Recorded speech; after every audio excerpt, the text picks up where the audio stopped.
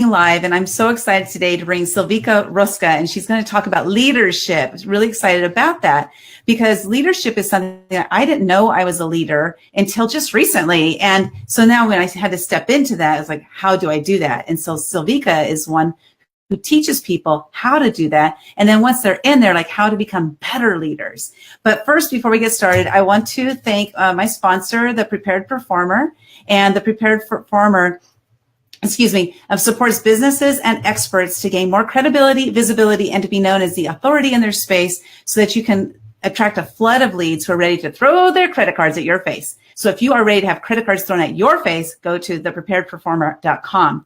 And next, I want to announce that I'm going to be speaking at an event called MSB, which is Massive Success Breakthrough. And that is February 9th through 11th of 2018. I'm super excited because this is my first time speaking on like a big stage, right? Quote unquote, real stage. So I'm really excited to do that. And I'll be sharing the stage with some big names. Greg Reed will be there, Matt Maddox, Caleb Maddox, and some other, really big name people. So I'm excited to be there. If you want to attend that, go to attendmsb.com.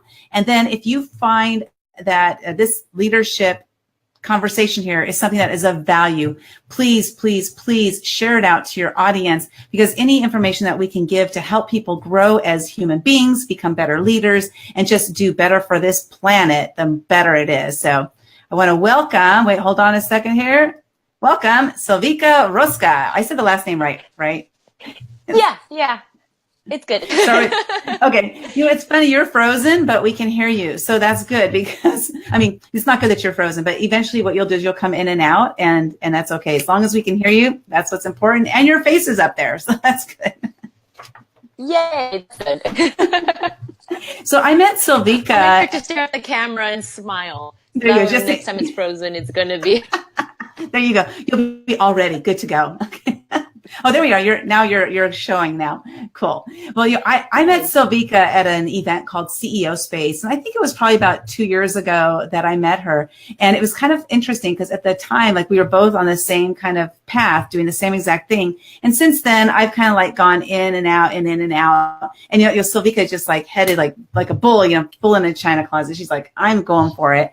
And so she's been doing a lot of really great things, helping people become leaders in their space, and helping people who are currently leaders become better leaders, because, you can always have room for improvement, no matter who you are. And so, Vika, welcome to the show. And I'm super duper excited to have you here. Yay. Thank you so much. I'm so excited to be here as well. Well, first I want to ask, where are you from? I think I know, but I want to make sure I remember, but where are you from? Yes. Originally, I'm from Romania, and I moved to the United States when I was really young with my big fat Romanian family. And so, and then grew up here. English is my third language though, because I grew up speaking Romanian and Slovakian. Okay. So how old were you when you said young, but how old? I was about almost 6.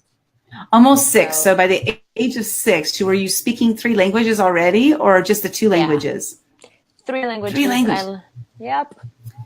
That's amazing, right? Because you think about how children really have the ability to absorb so much information. I know we're talking about leadership, but I want to just talk about this because children are sponges, literally. And really, if you think about it, if you're a parent, you have an opportunity to have your child learn as much as they want, or as much as you want them to, I guess. You don't really want to force it down their throat.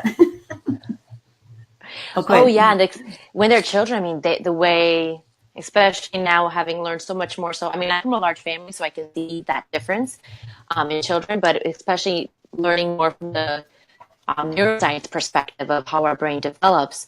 Oh my gosh, as parents, the tone you set for your children, especially in the first 7 years of their life, wow, you can really set them up for success.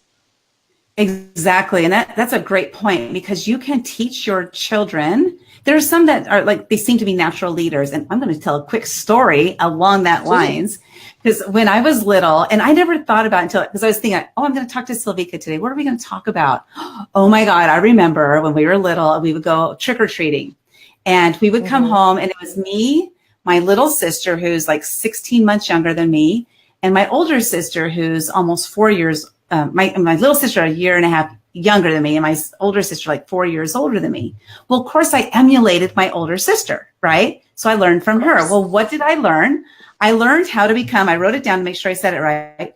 I learned how to become a manipulative leader. You know, I know it's not good, but I'm not down, you know, I shouldn't say that. I know. Yes. Okay. So my sister was like, okay, here's what we do. When we get our candy, we're going to all dump our candy out, and then we're going to trade, and I'm going to trade. So we would say to my younger sister, I'm going to trade you 2 of these candies for 1 chocolate, because I love chocolate. You know, so I was like, how can I get what I want and have her think that she's getting the better deal? Yeah. Is that terrible? That's my child. Well, it depends. Depends. What if your younger sister really liked candy, didn't really like chocolate?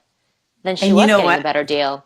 I talked to her about Halloween, around Halloween this year, and I talked to her and told her that, reminded her about that story. And she's like, oh, well, I don't really like chocolate anyway. So I was like, she was totally getting the good of the deal, you know, but in my mind, I was like pulling the wool over her eyes. Like I was getting a better deal. I was like 6 years old. You know? I know. But talking about stories, some people, I am one of them, naturally have leadership tendencies in me.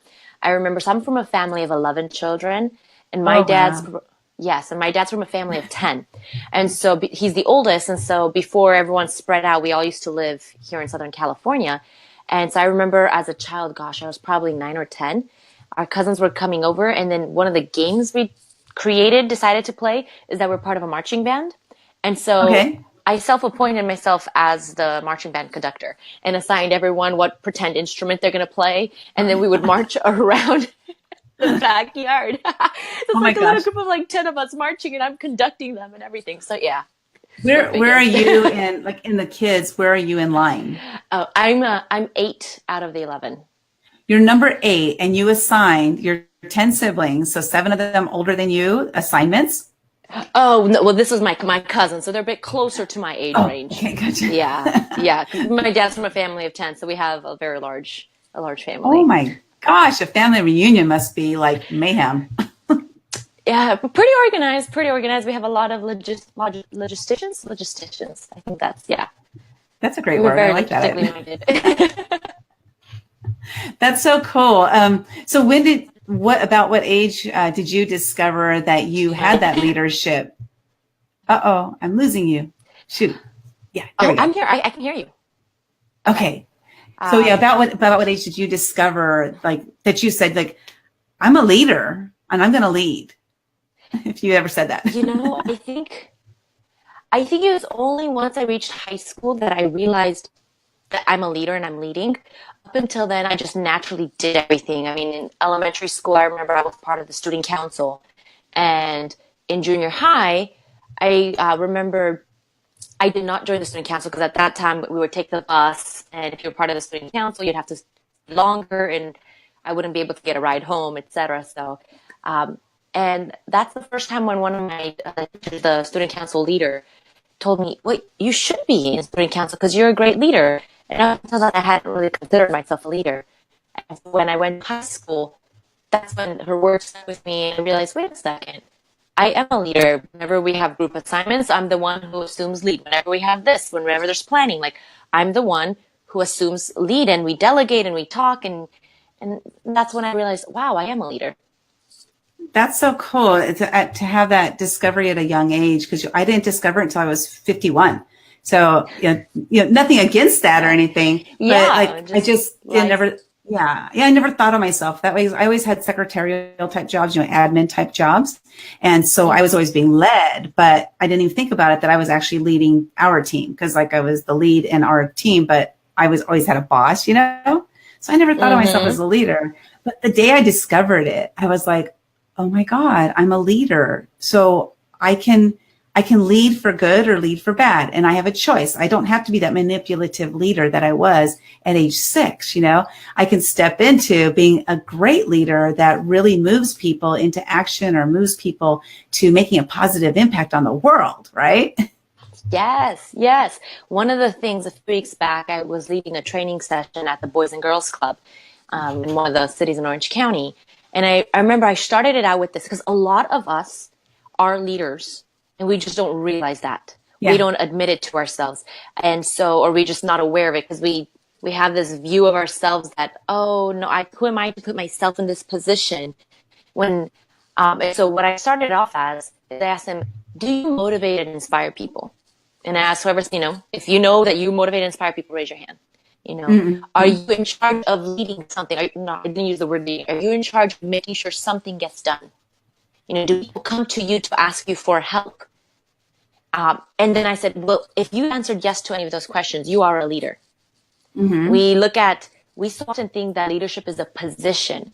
And we're in a systematic system, so when we look in corporate America or politics, things like that, yes, position does assume leadership. Most people start leader position, but position in and of itself is not leadership.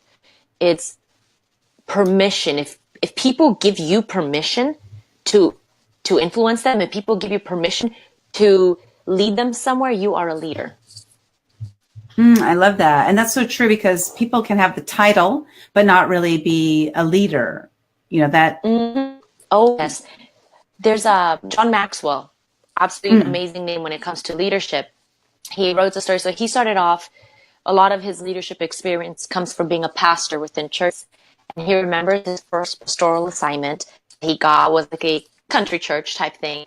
And so he goes and he realizes very, very quickly who the leader really is. There was this farmer, his longtime brother from the church, etc. And he tells him, look, I don't care about all the letters before your name and after your name. That's like the nose and the tail on the pig. What I'm interested in is the bacon. And so so he was saying, like, all those titles, that doesn't matter. What we're interested in is the bacon. Because as John Maxwell found out, that guy had the respect of everyone around him. Mm-hmm. If a decision was being made, everybody else would look to that guy who didn't have a formal title. What is his reaction? And he is the leader. That's a great. Did I come out correctly? I'm sorry. Oh. Did that come out correctly? I don't know if it got cut off. Yeah. Yes, it did. Yeah. Okay, perfect. It's interesting. So I want to first welcome Keith McGregor is here, or he might not be. He might have had to leave. And then Patty Mays. She's like so amazing. Patty will share it, I'm sure. Patty, right, Patty? Thank you so much. Do you know Patty? No, but I just thank you for being here. I love welcoming people. It's awesome. And so Patty is really great at always like putting like little notes of what is said. So she says, if people give you permission, you are a leader. So Vika Rosca. Thank you. So that's awesome. Well, that really begs a great question. And that is, for example, just recently, I've stepped into the role of being editor for an entrepreneur magazine, not the entrepreneur magazine, but it's called Life by Design. So I stepped into this role as editor, but it's kind of like I slid in because I was like, could you guys use some help? Kind of like that way, really. And they were like, sure, we could use some help. So I started helping with the proofreading. And then next thing I know, they're like, would you like to be the editor? And I said, yeah, sure, I'll be the editor. So I'm stepping into a role of leadership in a way, right? But I'm being led again. So I'm like, okay, where do I fit? Where, as a leader, as the editor, where do I fit in this role? And so can you maybe talk about like how can people make sure that when they're in a role of leadership that they don't butt heads with the other leaders? Okay, definitely. I think first, one thing to realize that the best leaders are also great followers. I love it. Yes. Patty, put that one down.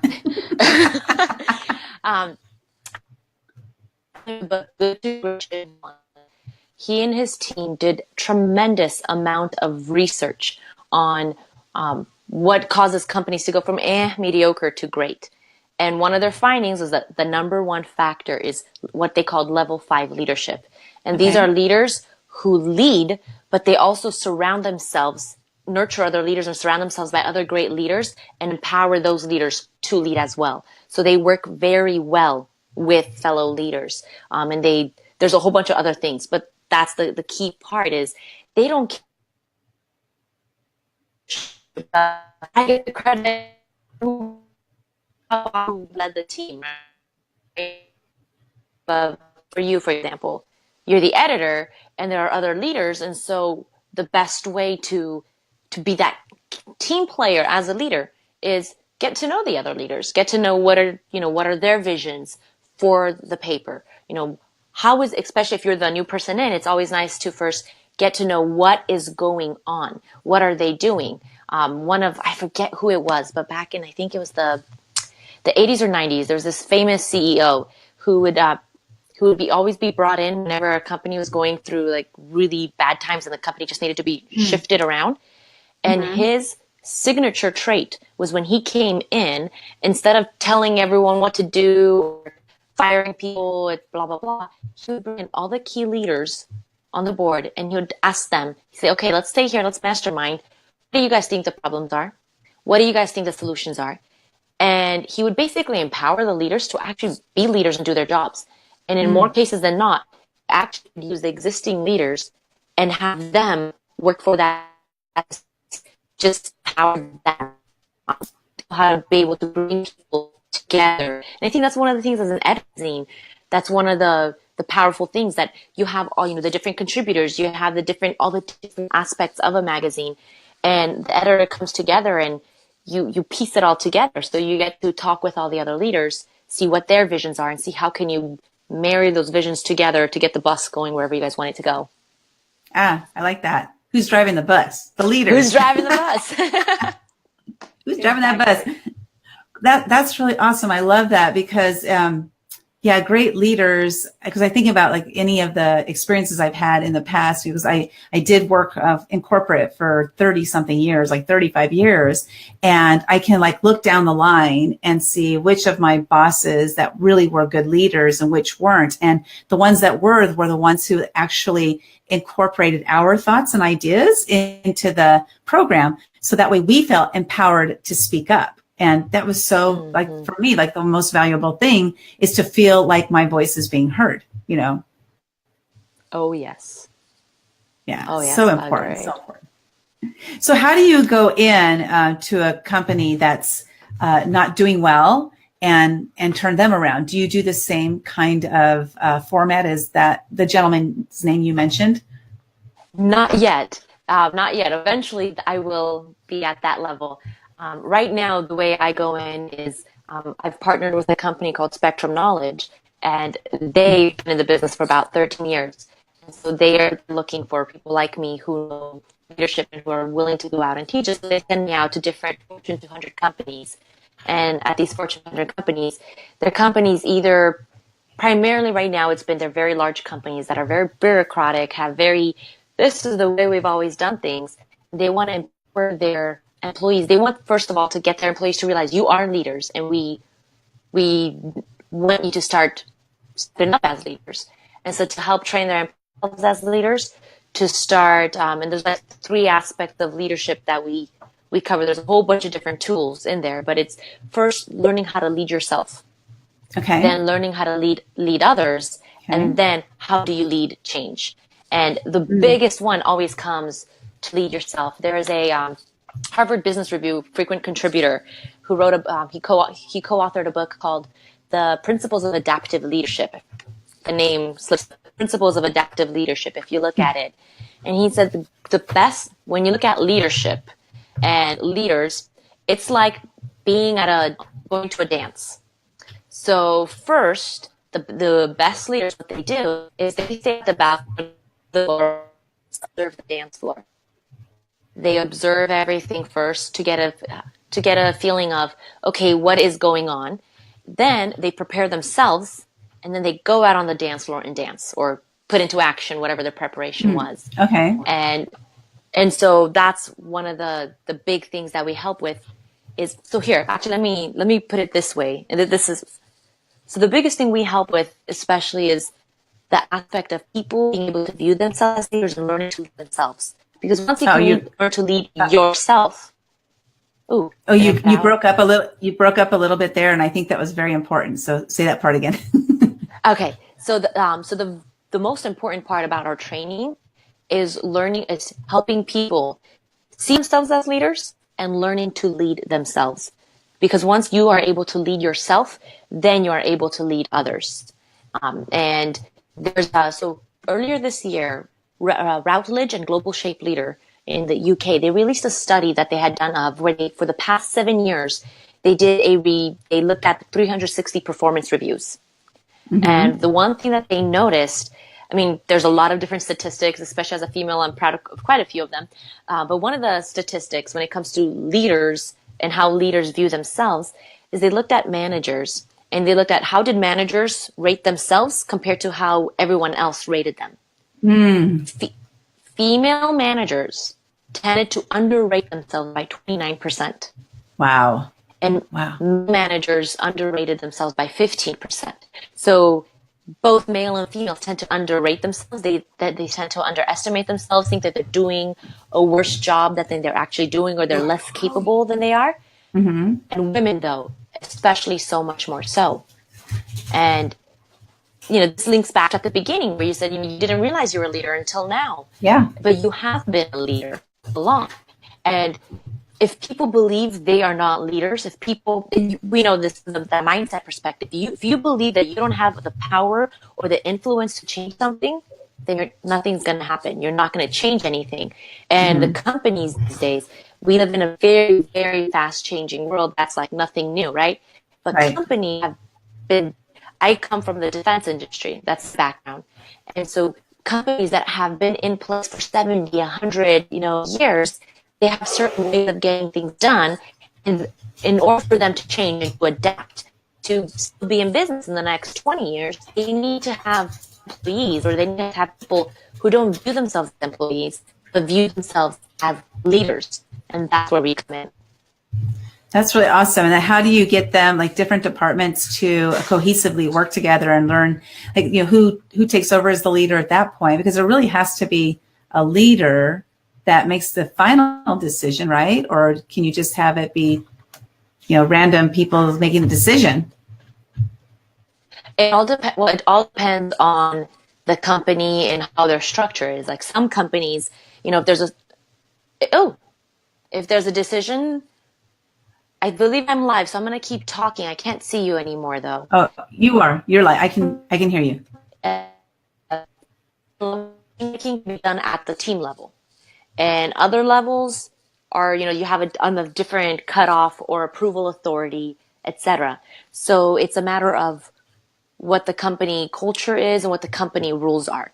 And you know what I'm going to do? I'm going to step out and step back in because I'm not seeing anything back. Okay, she'll be right back. So in the meantime, I'll share with you guys, she has a planner called the Champions Planner. And this planner, she's going to give one away. And I wanted her to be here to share with this, but she's going to give one away to anybody who comments in the comments below. Just put planner if you're interested in receiving the free planner. It's about like $31. And here she's coming back up. It's about $31. And so can you hear me? Yes, I can hear you. You're talking about the Champions Planner. That's the original version. There's another version called the Inspired Champions Planner, and it's available on Amazon. I have not updated my Facebook page. Gotcha. Because I just looked up Champions Planner and I found that one. Because you talked about giving one away, and so what I said is they just go ahead and comment in the comments planner. So then we'll choose the winner. And I'll do that tomorrow. So I'll wait 24 hours for any of the replay viewers. If you're watching the replay, please put hashtag replay in the comments. That'd be awesome. And if you're interested in receiving the Inspired Champions Planner, then go ahead and put planner in the comments below. And then I'll select a winner tomorrow in 24 hours. I'll have Silvika select a winner for me. So let's see, we'll bring us back because, there's the planner. Okay, bye, planner. It's gone. So and I'm back. Yay. And I can see you. So did you move to another part of your office or something, or? Same place. Very interesting. Okay. Well, you never know what's going to happen, right? It's all live. It's all awesome. So maybe can you share like 3 of your top tips for an entrepreneur? Because like you're working with corporations, like they're big companies and things, but what about entrepreneur? How can they step into a leadership role? Or if they're already in a leadership role, how can they step into it in a larger way? Okay. If you are an entrepreneur, automatically you are a leader because you are leading your business. That's the key thing. And so the number one thing I would recommend for entrepreneurs, especially speaking as one myself, is when you are in charge, when you're calling the shots, and when it's your business, your livelihood, everything depends on the business that you're running or the sales that you're going to make. It is so easy when things don't go exactly as you want to get emotionally out of control, to panic, to freak out. Been there, done that. I know. So, right? All of us, right? So, what I would highly recommend, absolutely, is have, part of self-mastery and emotional control is it's so easy to start your day and to just go do all these things that you need to do, right? Go crazy rat wheel. Even though if you're not in the corporate environment, you can be on that hamster wheel, rat wheel very easily, even as an entrepreneur. Right. So carve out at the beginning of your day or sometime in your day a time for you to have a mindfulness practice, whether it's prayer, whether it's meditation, whatever it might be. Have some time carved out where you're not thinking about everything else that you need to do, where you're spending time, being grateful, focusing on all the things you have to be grateful, where you're spending time maybe, enjoying nature, or, for me, reading scripture and praying, whatever it is, have some sort of a mindfulness practice every single day, because that puts things in perspective. Because Cool. if you, let's say, for me, for example, earlier this year, quick story about me and how this has helped me. I had this tremendous affiliate deal that was going to come through. It was this webinar I was doing with this group of people that had tens of thousands, a list of tens of thousands females that'd be perfect. I had created originally an online leadership training program that's still available online. And so we was doing this webinar. I mean, we were looking at, a conservative estimate of like 100K in sales, right? That I would get. And so I was so excited. And then there was a few other deals that were meant to come through. And then within 1 month, every single deal that I thought it was going to come through just fell through. Fell. Oh, wow. Absolutely crashed. Nothing. I panicked. I freaked out. And when you're all by yourself, guess what happens? You just spiral into this panic, right? And so this is the second part on having that mindfulness practice. But I had a friend that I reached out to, and that person reminded me, like, wait a second, especially knowing my faith. He's like, snap out of it. Who do you believe in? What do you believe? Stick to what you believe, and, incorporate, start praying, start having that time of, just you and your creator, and then boom. And so I'm not trying to be like, oh, like preachy here, but the point is, have that time. Like, once I started taking that time, for me, as prayer, for you, whatever it might be, once I started taking that time, I started getting better clarity. I was able to control the emotions. And it's from a scientific perspective, when we look at our brain is not meant to handle intense amounts of stress constantly. Our brain is like the supercomputer of computers. And if you have too many thoughts running, it's like having a lot of different apps on your brain, open on your computer. Eventually it slows down, it'll crash and burn. What you need to do is, especially when you have a lot of things running at you, this mindfulness practice allows you to be able to calm down your brain. So this will throw a little bit of perspective. We have 4 million bits of information thrown at us per second. Per second? Per second. We can only process 2,000 bits per second. So we're processing 1 in 2,000, 1 in 2 million, 1 in 2,000, right? Like, wow. We're processing a tiny little fraction. When you're under stress, that becomes even so much smaller. That's why you see, whenever there's like eyewitnesses for a crime and the eyewitnesses reports vary, it's not necessarily that the eyewitnesses are lying, but due to stress, all of a sudden, instead of seeing that full like 180 degree, you see like maybe just 7. And same thing when it comes to business and entrepreneurship. When it comes to decision making, if you're under stress, you will not see all the data. You will misinterpret data, and you're going to make misinformed decisions. So having that mindfulness practice every single day helps your brain be able to just reset and deal with that stress. I'm a certified extreme performance coach, extreme focus coach. And so with David Austin, I believe And so one of the principles we have is called RESPA, the crocodile. And the first R is relax. No matter what's coming at you in life, just relax first. Mm-hmm. And you'll see just the act of relaxing, the act of breathing in and breathing out slowly calms your brain down, and it enables your logical brain then to start taking control and taking over instead of just your amygdala, your emotional part, just reacting. So that's the first number one tip that I'd give. And what was the question? Because I started talking, I forgot the original question. Well, that's okay because I wanted to actually mention something because shoot, I forgot what that was. never mind. We'll skip it because darn it, I can't remember because it was really funny. So I'll just have to remember it myself. I was just kidding. So the question was, if somebody is, first of all, if they're just discovering they're a leader, how do they step into it? But then after they've discovered it, or somebody who is already a leader, like they already know they're a leader, how do they become a better leader? Mm-hmm. Definitely. So perfect. Awesomeness. So that mindfulness practice. But you had three practices. You said mindfulness. So what was the second one? So the second one is really get to know yourself. Before you can lead others, you need to lead yourself. And so I'd highly encourage, if people haven't done any personal development work, or if haven't taken any like personality tests, go ahead and take a personality test. Start enrolling in some sort of form of personal development. A book I would highly recommend. I mean, Napoleon Hill's books would highly recommend them. But and another book I would highly recommend is called Psycho-Cybernetics by Maxwell Maltz. That's really great read. I think people after reading it will be like, oh my gosh, my goodness.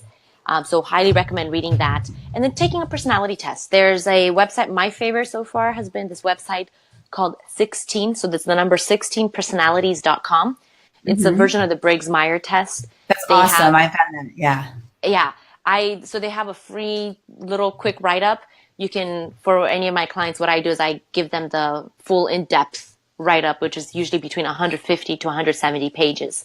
I highly recommend that because what happens is when you take personality tests, none of them will be all-encompassing, right? It's not going to be like, you're just this one personality and that's it. We're fluid as human beings, right? In different situations, we're slightly different, but we have habits and we have tendencies, and we tend to react a certain way, or we tend to act a certain way. So once you know yourself, or like Dave Corbin in his book Illuminate, right? Yeah, which is actually right over here. Awesome. Anyways. I have it here somewhere too. It's on my shelf. So, it's awesome. Right? So, yes, the whole positive thinking and, negative thinking, it's, if you have any weaknesses, you want to be able to shine a light on them, because you want to be able to know, what are those weaknesses are. Are they something that you want to be able to improve? Are they something that you want to be able to get other people to improve? And so many times just being aware of who you are, your tendencies, will then help you be able to not only lead yourself, but to lead others. A lot of times what I've noticed in, whether it's in corporate America or in the entrepreneurial world, when we're conversing with others, we kind of expect people to communicate, to understand things the way we do. Right. And people don't. I mean, if you meet someone with the same personality type, then yes, you guys will click more, right? But by knowing yourself, by me knowing what is my communication style, what is my preference, I was able to realize, okay, wait a second. So when I'm talking to certain people and they're reacting a certain way, when you're talking with potential clients or potential customers, right? Potential investors, knowing, oh wait, I tend to be very much more staccato. I tend to talk very fast. That's one of the things at all my speaking engagements. There's always someone who says, could you talk just a little slower? And then you have someone else who says, can you speed up? And so I have to train myself, right? But being aware of myself, being aware of my tendencies, being aware of how I perceive the world is a very critical element. And being aware of some people. Some people are excellent leaders, but they want to be backstage leaders, not spotlight leaders. You can be a backstage leader. I know one of my friends is an amazing, amazing leader, but she wants to be a backstage leader. And so that's one of the things, she's very clear. She's like, look, you can be the spotlight, you can be the figurehead, whatever. I'll do the work. You can give me credit or whatever. It doesn't matter. I'm just so passionate about this. I want to get it done. And so knowing that about yourself is critical. So that's step 2. I would highly, highly recommend personal development. That goes a long, long way. Okay, well, before we go to step 3, so I want to mention Hans is in the house. Hans Freller, lead and Hans, know. what it up? Hans. Oh my gosh, Hans is amazing. I I don't know know. him. I'll have to meet him. So he says, lead and know yourself. And so I wanted to share, I did remember the story. Okay. Oh, So, yay. okay. So because you were talking about, when we're stressed that the numbers go down, right? As far as our ability to, know what's going on or whatever. So I used to work at this bank and, I was sitting there, my station, and I was a teller, and this other girl was at her teller station, and we were close. I would say like maybe, I don't know, 5 or 10 feet from each other. And I'm sitting there and this guy walks in. I notice him. He's very cute, and so I'm looking at him and stuff, and she's checking him out too. And then when he was done and he left, she's like, I was just robbed. And I was like, oh my God, you're kidding. Here I was like, just not even noticing what was going on because it was so quiet. Like he pushed a note under, to her and everything. She gave him the money. Luckily, she only had $135 in her drawer at the time. So it was really good. But she didn't remember very much of what he looked like. But I remembered everything because I was in a different state of mind, right? So it's so true. Like she had this stress that took over once he handed her that note that like I didn't even recognize. So it was really interesting. Like when you mentioned that, I was like, oh yeah, there was that bank robber situation. My gosh, you have stories. Those are We found amazing him. stories. I'm glad we found found him.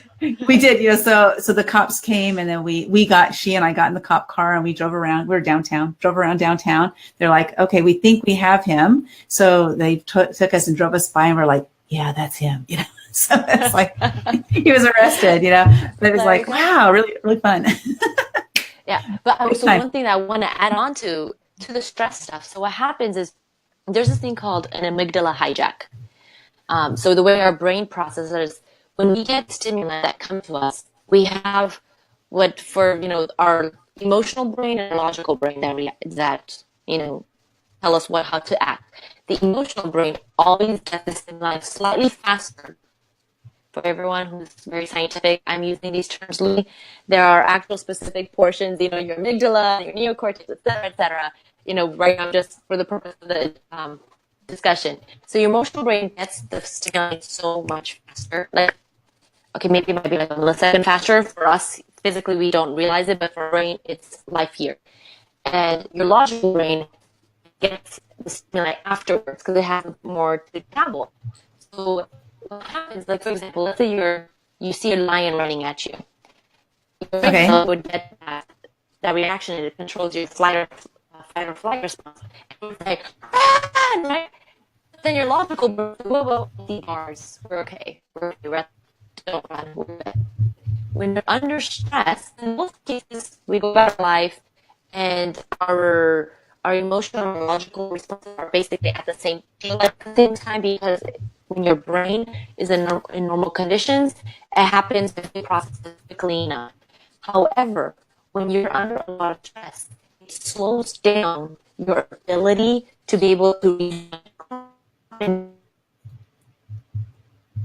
Oh, I don't know if you guys can hear her. Okay. Complete control. And then you do something that you look back and you're like, oh my gosh, I have no idea how or why I would do that. Because when you're under the control of the amygdala hijack, you basically lose between 10 to 15 IQ points.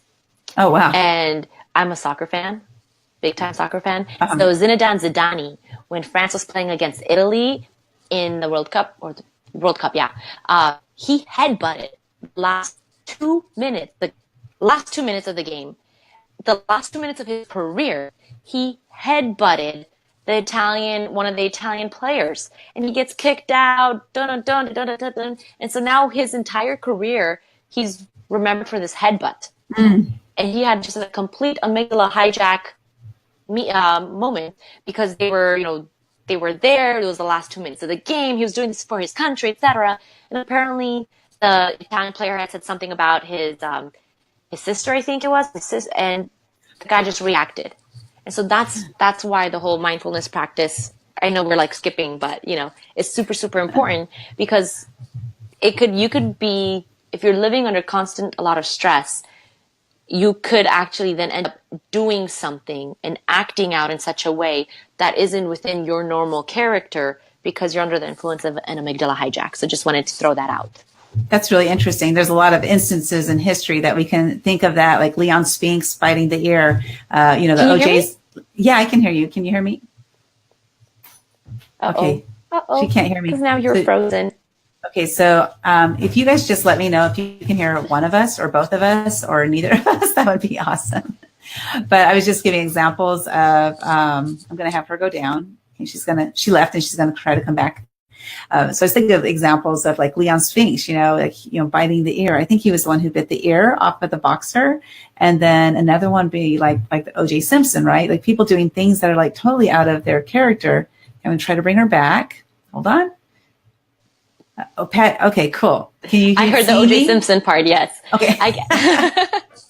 Oh my goodness. I don't know why I brought that up, but yeah, I just thought like the OJ Simpson and the Leon Spinks things or Spinks or whatever, because those were incidences that might not have been in their normal character. I don't know them personally, so I have no idea. But it wasn't what we knew them for, I guess we could say. But then now, what we know them for are those two things. Mm-hmm. Yeah. So it's crazy. What's tip number 3? All right. The third thing is, as a leader, so we've talked about, mindfulness. We've talked about developing yourself and how to lead others, how to interact with others. That is a very important part of leadership. And instead of talking about that, what I would really want to talk about, the third thing, is actually leading change. Change is inevitable. Change always happens. Yet change is something that we struggle with the most. Even people, because Gene Landrum, he was one of the founders. He helped found Chuck E. Cheese. I'm reading his book. Yeah. I'm reading his book called The Innovative Mind. And he talks about, I remember in May at Secret Knock, I actually got a chance to talk with him. I went back to his hotel room to help him bring his books. And he's awesome. He is. And we had such a great conversation. And he was just talking about, look, if you want to innovate, you have to creatively destroy what has already been or what you already have done. And and he said that's why most businesses and most companies never innovate, because they at the beginning they have nothing, so they innovate, they create this amazing product, and then all of a sudden now, in order to innovate, they have to destroy that, right? They have to come out with another product that will take over this one in the market share or something like that. And most companies or most people don't want to take that risks. That's why a lot of, in the more built-in, long-standing companies, the innovators are the ones that are like kicked out of the company, and then they end up going start their own company, because they're the risk takers, and their products, their ideas are a threat to the current products. And so one of the things that I would highly recommend to entrepreneurs especially is get in the habit of being comfortable with change. So the whole get comfortable being uncomfortable quote, but more practically is every single day, do one thing that you normally wouldn't do. Because then this will get you accustomed to doing something different. So maybe take a different route home, or go to a different grocery store, something as small as that. Or maybe, pick up a book that you normally wouldn't read. Whatever it is, just do one small thing every day. Or if let's say, for example, someone tends to be a bit more shy, talk to 5 people in the grocery, or one person, right? Do one small thing every single day, because those small little acts, what they do is they start training your muscle. So I'll continue this and then I'll say that next. So they start training your muscle for big change. So once big change comes, you're accustomed to it because you've done the small steps. It's like when you're learning to lift weights. So three or 4 years ago, I decided to do CrossFit. So when I first started out, I tend to be a very fit, athletic person, but I hadn't worked out in a while. And so when at first we were doing deadlifts, it gave me just bar, which is 45 pounds. No big deal. I was able to do it. Within 3 weeks, I was deadlifting 115 pounds. Had I started at 115 pounds, I would have pulled a muscle. It would have been no go. But they started me with small change over and over again. Every single session, push yourself just a little bit out of your comfort zone, just a little bit, just the way you build a muscle. You tear the muscle, you put stress, just a little bit stress on the muscle, and then you give it, resting time so it can grow. So same thing with us. If we want to be innovators and bring in change, don't wait until there's big change to be brought in. Start preparing yourself and start preparing. For me, a real quick background story. From 2006 to 2016, I worked in the defense industry, all areas of finance. Then I quit. And so for an entire year, I was full-time in the entrepreneurial world, going to different conferences, building up my business. And then in July of this year, I'm working now part-time while still continuing to build up my business. And when I first decided to quit, what I did is I knew in 2016 that was the year that I was going to quit. And so every single month, at the last week of the month, as I'd be leaving, doing my pattern, I'd look at the doors and say, this is the last January I see you. I'd start telling myself that. And little by little, my brain got accustomed with saying, goodbye, this is not my normal, goodbye, I'm doing something different. So by the time, everyone else was like, oh my gosh, big change, big change. Gradual steps that made that big change comfortable. So whatever it is, and then I've been focusing this entire conversation on us, right? So now, entrepreneurs, you tend to be the innovators, right? When people come on board, remember the innovation curve. There's the like the cutting edge people, there's the leaders, then there's the early majority, there's the late majority, and then there's the laggards. The very first, it's like 3%, 13%, then 34, and then like another 18 or whatever. Keep in mind, knowing that people are hesitant to change. If you want to be able to have the most tremendous amount of influence as an entrepreneur, as a leader in your industry, as a leader in this new product that you're creating or a new service that you're bringing, don't come up, whatever you bring to provide product service, for you it's an incremental change. You don't realize the incremental change. When you want to bring people on board, realize for 100. So realize. You said when you want to bring people on board, realize. People on board. Okay. So realize that you don't want them to go from 0 to 100. You'll be able to when you 15 first, then 30, then 60. Apply that gradual change method with other people, with the people that you are leading as well. That's awesome. And, it's interesting. You touched on something that in 2016, Patty said that was garbled. And I thought so too, because can you just go back about, like when you mentioned about how if you are an entrepreneur and you want to bring on people, do that part again. Yes, definitely. So if you're an entrepreneur and you want to bring people on board, whether it's people on board to your company or whether you want to bring on customers as fan bases, don't expect your customers to be able to take them from 0 to 100. I mean, hold on, let me reword that. You can expect whatever you want to expect. Right. However, in most cases, most people will be unable to go from 0 to 100. So bring them on board gradually. That gradual change that you have been living with, start taking them from 0 to 15 first, and then to 35, then to 60, who knows? So take that gradual change approach as well. And that's with anything in life, like not even just that, even with your kids or spouse or what have you, is like because if you're going through personal change yourself and they're not going along on it with you, they have to incorporate your gradual change into their life as well and to make it cohesive.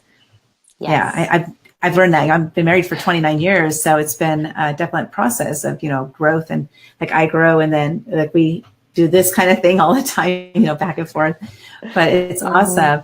But I wanted to share with you. So in 2015, I decided on January 1st that I was going to do a year of no fear. And actually that's the year I met you, because CEO Space was one of my year of no fear things. And my year of no fear was every single morning when I wake up, I'm going to say to myself, what is one thing that scares me? And I'm going to do that thing, no matter how big or small it was. Mostly they were small things, but because I had 365 things that were scary to me, small things. But what it did is I don't want to say that it numbed me, but what it did is it made me realize what fear felt like and realize that I can go ahead and encounter it and blast right through it. And I was going to live to tell the story, so it's like fear became part of my comfort zone, I guess I would want to say, in a way, It's crazy. And that was exactly like what you were talking about. So I caused a pattern interrupt in my day every single day in 2015. And it really changed a lot for me. It was hard, but I did it. I made it through it. I still have some of those same fears, but the point is that I'm not like I'm scared, but I still do it. And I don't worry about it nearly as much because like just meeting new people, I get very nervous when I meet new people every single time. So I just, I have this like little, what do you call it? Like a little ceremony that I go through that works for me, that helps me to just get myself in there and do it, little ceremony. Yes. Well, okay. I'm like very friendly. I talk to strangers all the time. And even with that, before I go to conferences or before I go to meetings, I prepare myself mentally for it. I remember for me in 2014, I had decided that I wanted to go into real estate. I was considering going into real estate. So in 2015, at the beginning of the year, I started attending a lot of different real estate investor association meetings. And so for me, I'd grown up always being like the smartest person in the class. And so when I started going to the real estate investor, the REA meetings, REAI, whatever, I knew I'd be like the novice. I'd be the beginner in the room. And so part of me was like, I don't like it. This is uncomfortable. Yeah. This is new. I don't want to be the stupid one, right? That was my brain talking to me. Right. And so I'd prepare my brain and I'd say, okay, I'm going to go in here and I'm going to connect with one person. I'm going to make a connection with at least with one person. If anybody asks me anything, I'm saying, I'm just a beginner. I'm just here for information, right? Because then they're not going to ask me for whatever. Well, guess what happened? I'd go in there and I'd say I'm just here for information. And before you know it, there'd be all these experienced people saying, oh my gosh, okay, then let me give you this advice and then this and this and then this course. Oh, you should follow this person. And I'm like, okay, I'm just not going to say anything anymore because y'all are giving me way too much information. But I would prepare my mind too. Even me being super bubbly, outgoing, I'd prepare myself to go into those rooms because we all face certain fears. And it's like what you said, it's not that, you don't have those fears anymore, but you just feel like you know what it's like on the other side. So it's like a kid when they're first learning to swim, right? I remember when I first learned to swim, I letting go of the ledge. And I remember all the time I had my fingers you're holding onto the cement ledge. Oh, there we go. Cement ledge. I heard that. Holding on to the cement ledge. Cement ledge, right? You're terrified. And so I remember I was terrified of letting go of the cement ledge to the point where once I even had sunburnt fingers from this hot cement. Oh, gosh. And then finally, because I was terrified, I'm like, I'm going to drown. And then once I finally kicked through and I realized, oh, I can do it, all of a sudden I was like, huh, that wasn't too bad. In most cases, that's what happens when we face our fears. Yeah, that's, I think as Greg Reed says, we spend 85% of the time worrying about the things that 10% of the time don't even happen. It's like, something like that. Yeah, something like that. So let's see, I want to, first of all, I want to mention again the Champions Planner. If you put in the, what is it called again? The Inspired Champions Planner. So if you put in the comments below, just put planner. If you're interested in winning that, we're going to be giving away one of those. I'm going to do it tomorrow at 2:00 p.m. Pacific time. So 23 hours from now. So if you're interested in winning the planner, put planner in the comments below and Silvika will get that out to you. And so if you can just go through, I didn't write them down, but number one again was, let's do number 1, 2, and 3. Number 1 was mindfulness practice. Number 2 is personal development. And number 3 is small incremental changes. Do something different every single day to prepare yourself to be able to lead change. Awesome. So you guys get out there and do that because you are a leader. You're here. That means you're a leader because you're not at a job. Right? Small incremental. There you go. You're not at a job 9 to 5, most likely, if you're here right now. So go ahead and go out there and lead something. So what is it you guys are interested in leading that you're not leading, or something that you are leading that you want to become a better leader at? Just remember these few tips here and get out there and do it. Everybody have a wonderful, wonderful day. This is Linda West with Living Live with Silvika Ruska, and I'm so glad to have you here today. I'm going to get you on again, Silvika, when we can have a better connection, though, okay? Because there's a lot of garbling there. So in a few months, I'm going to bring her back, okay? Okay. Thank you so much for having me. You stick around just a second, Silvika. Okay, everybody have a great day. Bye-bye now.